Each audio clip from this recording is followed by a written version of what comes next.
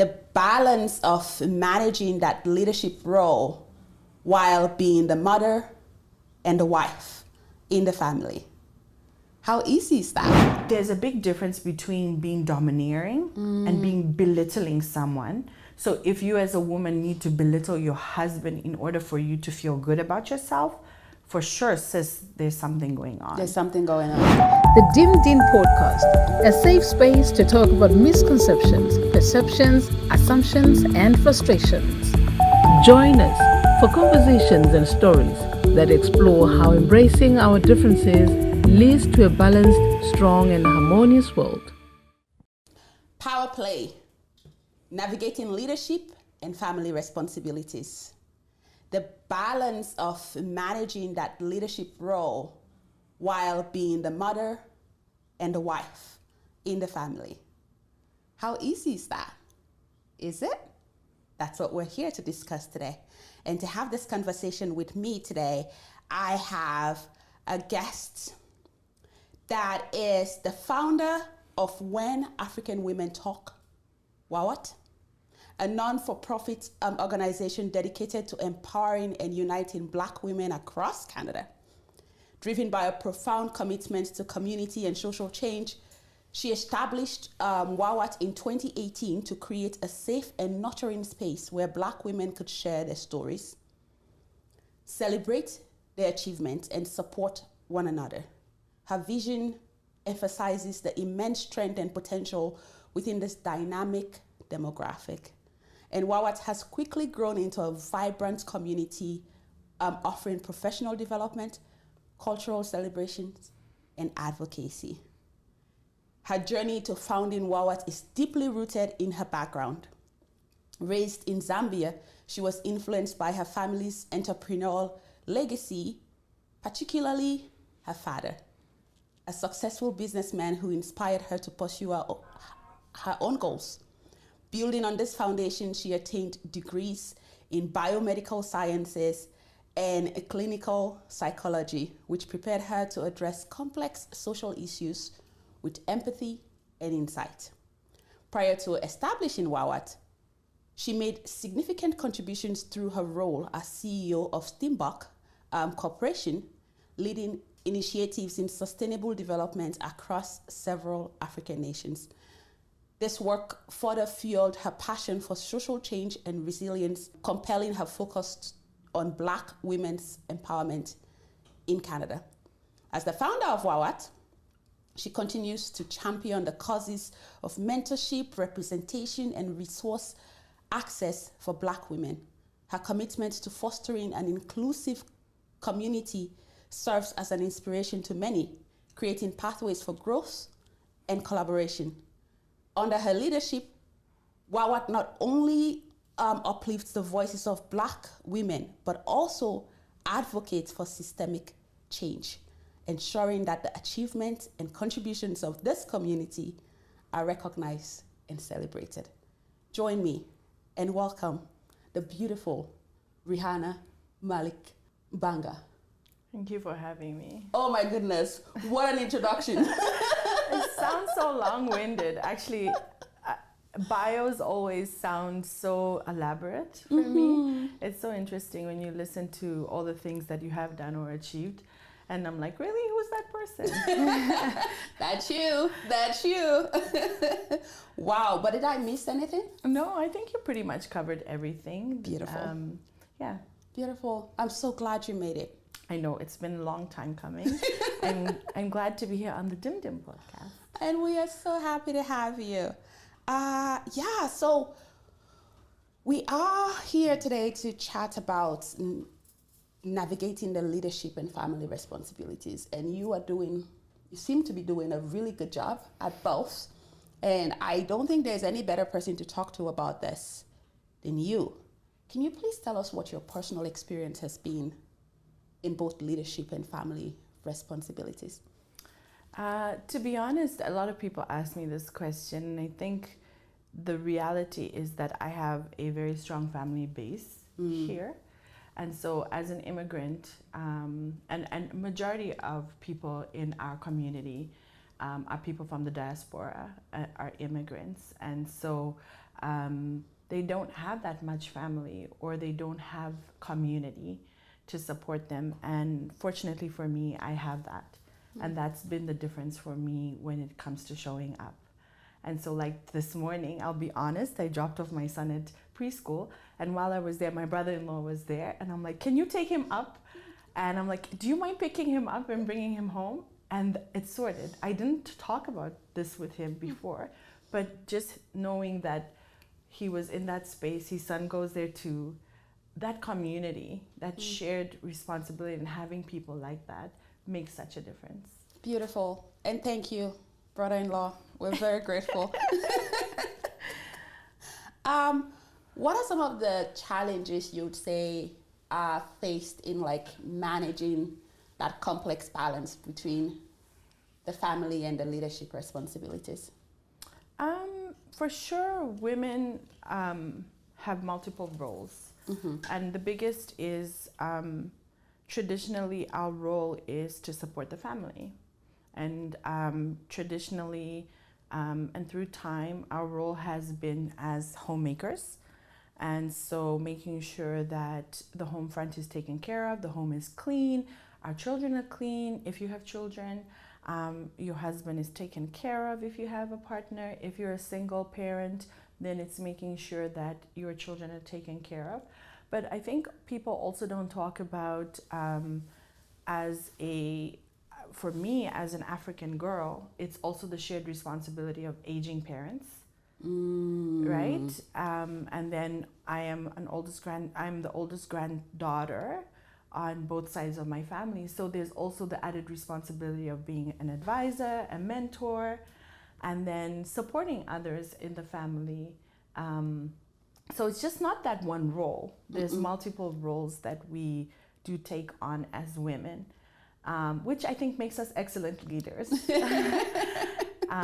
In any space, but there is a lot for us to do in order for us to show up in other spaces, for sure. Beautiful, beautiful. And I can imagine even like the way a woman is recognized as a leader in like a corporate or like an office would be a bit different from the way a man is recognized. Oh yes. Right? So that's another challenge that I would see. Would that is that an experience or something that you're familiar with? I'll be very honest, I haven't experienced much in corporate Canada. My experience in corporate Canada has been on an international development space. Okay.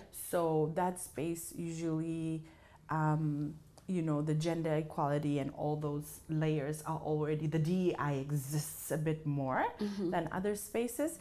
But when I'm in Africa, the question I was always asked, now that I'm a bit older, I look older, I don't get asked this question as much, but about 3-4 years ago, I was asked, 5 years prior, pre-COVID, who are your children with?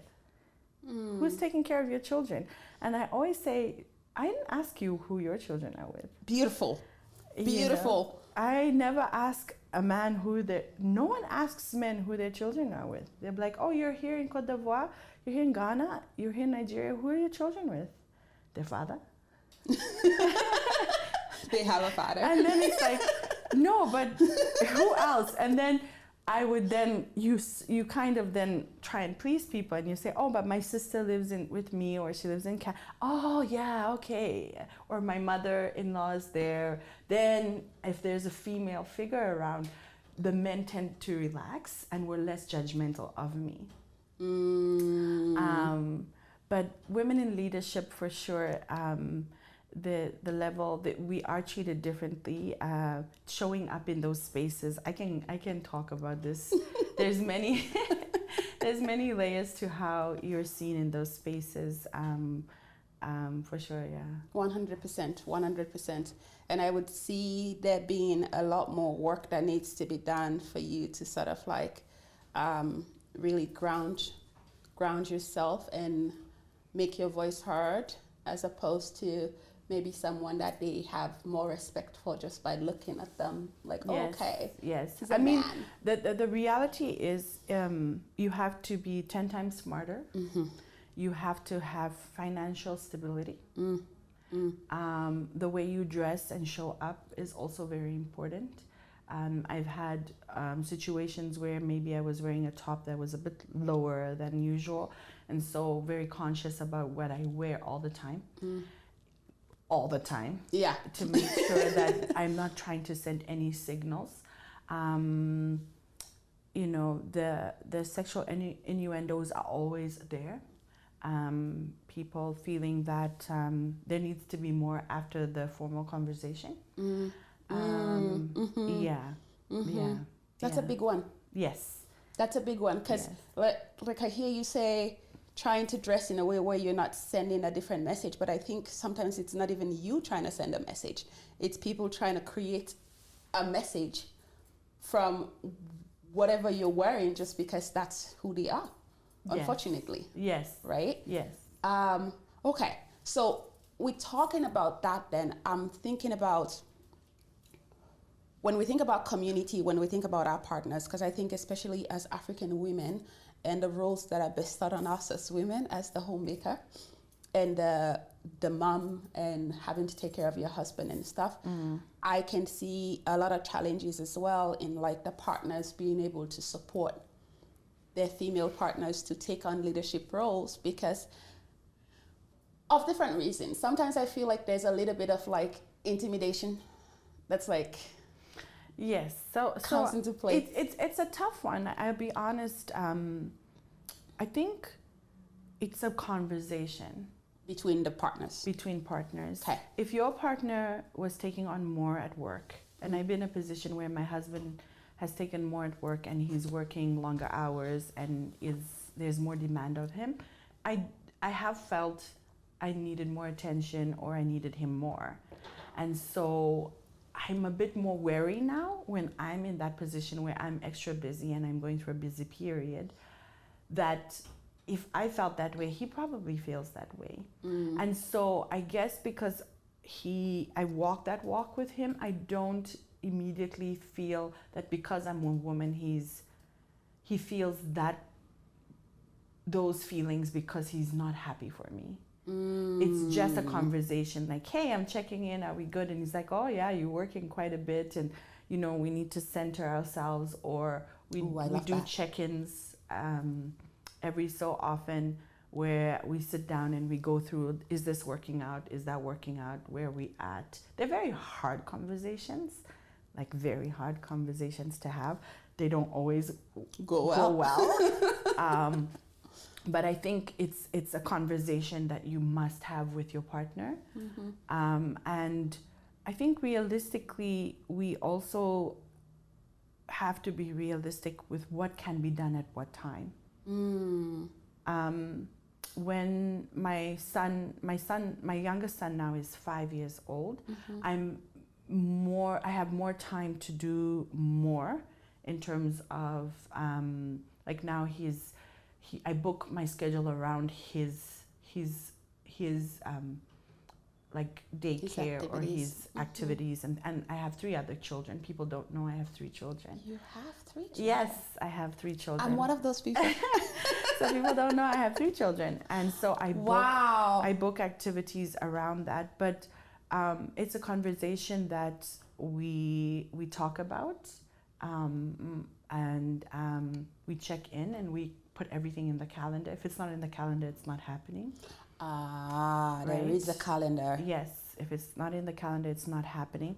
But it's constant conversation and knowing that it's not always a criticism. It's just not working. And how do we tweak it to work? And then knowing that at the end of the day, there's some things that you are going to be the primary caregiver for those things, and there's some things that your partner will be the primary caregiver for those things. So I noticed, like with my boys, I have 2 boys, they love their dad to put them to bed. Okay. They love him to bath them and take a shower with him, or they love bath time with him. They don't want that with me. They didn't mind me bathing them before, but when like my one son is 10 years old, so he's like, Yeah, I'm not interested. At 10? You think he's still quite young? Yeah, he's not interested. He wants to be, it's dad time, you know. He wants to talk to his dad and they have these conversations going on. And so it's encouraging that space for them. And then knowing that, you know, how do we make sure that those parts happen? And then bedtime is important for them. So we have a chair in the bedroom. That's a nice comfy chair like this that he can sit on and put them to bed and, you know, things like that. And then for our daughter, it's she has other needs. And also for her, it's, you know, she wants to chat a bit. So it's after school, I pick her up from school because she doesn't come on the school bus. And so we have those conversations like, what was going on? And so it's like, hey, girl time, you know? So I think it's realizing that there's certain things that certain roles that only you can play and certain roles only he can play. Ooh, I love that. And being intentional about that, because it sounds like you both are active and intentional parents as well. But we have very different roles. So I don't shovel snow. And it's like not happening. I think I did it once this year, and he's like, "Do you need something?" I was like, "No, you know, I didn't go to Pilates today, and it was this light snow." But he doesn't mop floors. I do. There you know, go. So he doesn't wipe walls. I do. So there are different roles that we've shared, and we've kind of found the groove of who's good at what. But then also, I believe that. We also learn to tell ourselves that certain roles are only for us. So like during COVID, my husband discovered he is an excellent cook. Like he bakes better than any one of us. Okay. He bakes amazingly because he follows the rules. He looks at a recipe and he follows it. We don't. We're like, it says 2 teaspoons of baking powder. How am I putting 3? You know, like we don't. Yeah. But he's excellent at those things. And so it's also encouraging those things and not be like, oh, but you didn't wipe the flowers on the floor, and you know, being over picky and too some days it's okay if it's messy, and I'm like, I'm not allowed to do laundry. Apparently I suck at laundry because I put all the colors. Do laundry? No, I don't do laundry. I love that. I'm not good at laundry apparently, which I'm very okay with. But then there's other things, you know. So we have different things that we switch and share. Beautiful. But there was a time where I did do everything, and I was overly exhausted, and I was overly worn out, and it did impact my health. And so we have seen what that looks like as well. Beautiful. So you've had a journey that led to renegotiating some of those roles, and you both taking up the spaces you've taken in the family's best interest. Yes. And to be honest, both of us are very exhausted because we're both in leadership roles. We're both busy. I think everybody needs support and help. 100%. And so community is integral for anyone to be able to show up in any leadership position. 100%. And that's actually a really good segue to our next question with regards to strategies and tips that can be given to women that are planning to go into leadership roles, because I can also see a concern with a woman whose ego becomes a bit more on the upside once they go into leadership and are not able to manage the energies that comes with both leadership and the family responsibilities, knowing when to take up that hat of authority, if you may, and be more in like that balanced state to negotiate. What can we say to women who are maybe aspiring? I don't believe in taking any hat off. No. Okay. I think partners need to learn to level up. Ooh. Yeah, I don't. Okay. So I've heard this. So I am Zambian, and in Zambian culture we have a very big part where you're initiated into marriage, and during that process you do learn your role, and you do learn about what it's like to show up as a woman. Okay. Which I think is a very beautiful process to be taught, right?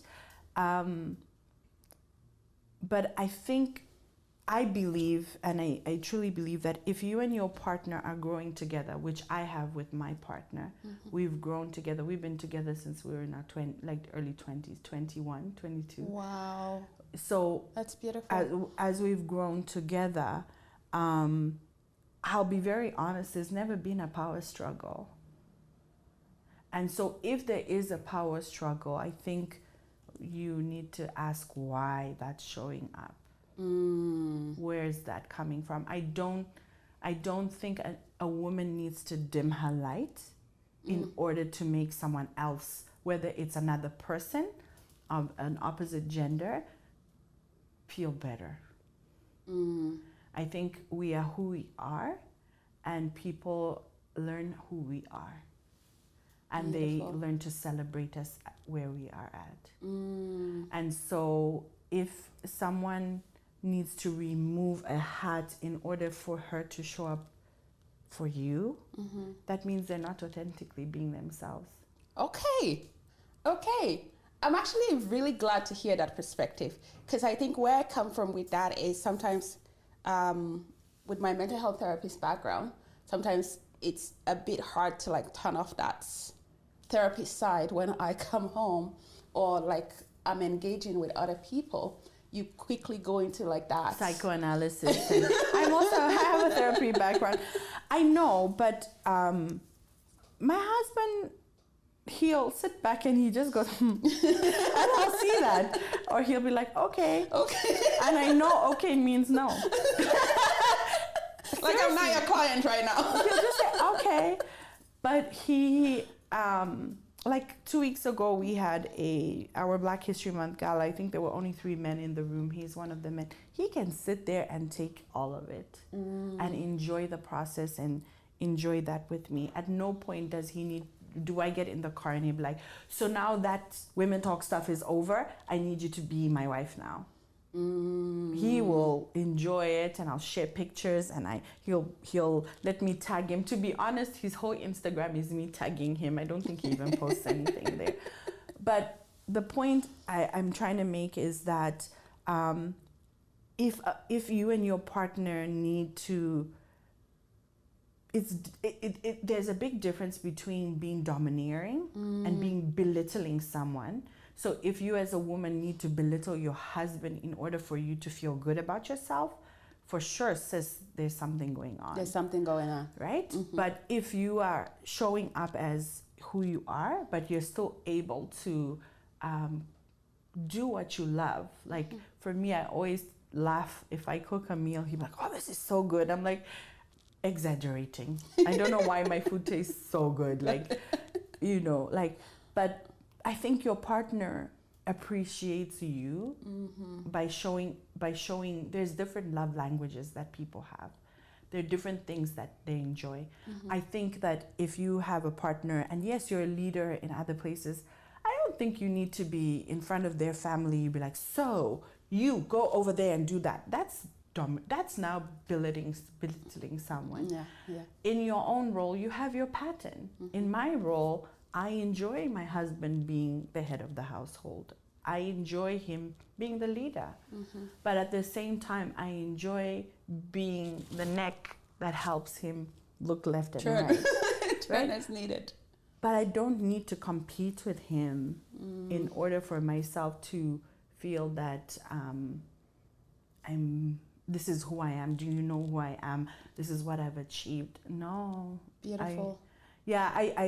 I think that now we're talking about is a power struggle. I don't think that is healthy. I don't think that is even leadership. We might call it that. That's just now being a bully. True that. That's not leadership. There's a big difference between, and as Africans, because we've been exposed to bullies as leaders, we think that's leadership. Oh, there's so much. So that isn't leadership. It's not. Yeah. Because I'd see where even as a leader, you have a very beautiful role that when used well it allows you to have conversations with the people that you're working with and allows space for more productivity. Whereas if you go in as like a bully, then it would not lead to a good result necessarily. Okay, as we're rounding up here, time goes by really fast. yes.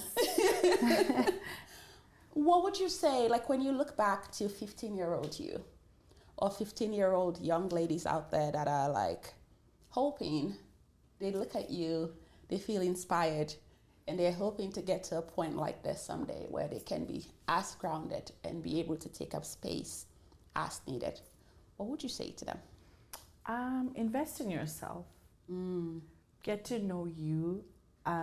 I think the biggest detriment to any human being is being a people pleaser. People pleasing is what leads us to not knowing who we are. Not knowing who we are leads us to not living authentically as ourselves, which leads us to feeling stifled, which makes us resentful partners, resentful people, resentful leaders, bullies. I think when you invest in yourself, so as you are a 15-year-old girl, enjoy your youth. Enjoy getting to know people, learning more about yourself, learning skills. Having multiple skills is a beautiful thing. So learning how to quilt and to crochet and to paint and expressing yourself, that you're only young ones. So enjoy that. It makes you a more exciting person to be around. And when you are an exciting person to be around, you attract exciting people. And that in turn makes sure that as you grow, you have good people around you. Ooh, lots to chew on. I love that. So just that self, like be aware of who you are, be willing to invest in yourself. Yes. And don't be afraid to dream too. No.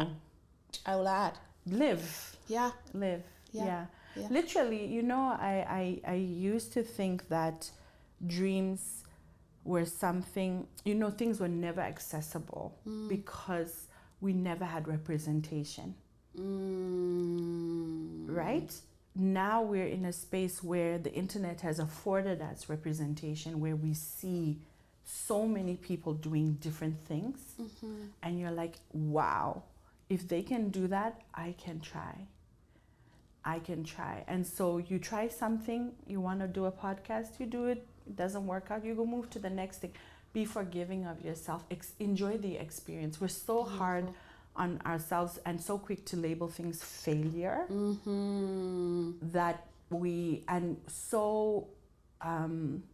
so intent on success and needing to show people that we're successful instead of just enjoying the process of whatever it is. Beautiful. Yeah. Beautiful. Final question. I see a few members of WAWAT are excelling into like more leadership positions. Yes.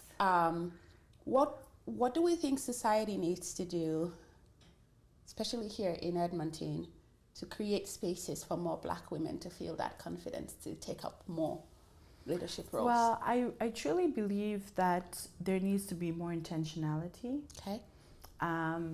Right now DEI is the buzzword that is going around everywhere and is being attacked. But there are phenomenal Black women that have done amazing things. So it's bias. It's making sure that they're earning similar wage. It's making sure that when you look at your board of governance or you look at your management, do you have representation of Black women? And making sure that you can support them when you bring them into that role. Ooh, I love that. Because Black women need other Black women to thrive. They do. The research out of Harvard recently showed that Black women need other Black women to thrive in order to feel safe. And that's why a space like WAWAT, as you guys say, or BCW, or other spaces you've seen in the city. And that's why Edmonton has such a lovely buzz. And you walk into a space like this, you feel immediately comfortable because there are women supporting one another that have similar stories and you are seen right away. You feel safe right away. You can authentically show up in your full potential to achieve. Authentically show up in your full potential because you feel safe to do so. Yes. And there's representation. Yes. I love that. And I think I'll end with that because I need people to hear that. Oh my goodness. Yeah. Thank you. Thank you for having me. So much. We can talk for hours on all these. We can. You're points, such a woman of wisdom, though. Oh, thank you. I do love how calmly and confidently you share the knowledge that you have, and that's amazing. Thank you. We're all looking up to you. Oh, thank you, Patricia. Thank you for having me. And subscribe to the Dim Dim podcast. Patricia has amazing women and people in the community on this podcast. So learn something, learn more about the people that you call your family and friends. Beautiful, beautiful. Well, there you have it. This brings us to the end of this conversation. We have had a beautiful talk around navigating leadership and family responsibilities as women. You can do it. If you're thinking about it, don't think no more. It's within you and you have the ability to thrive. I hope you make time to watch our other episodes. But until I see you next, I am Becca, your Dim Dim podcast host, and Sabe Sandindi. My people, we are so human, quick to judge and apportion blame.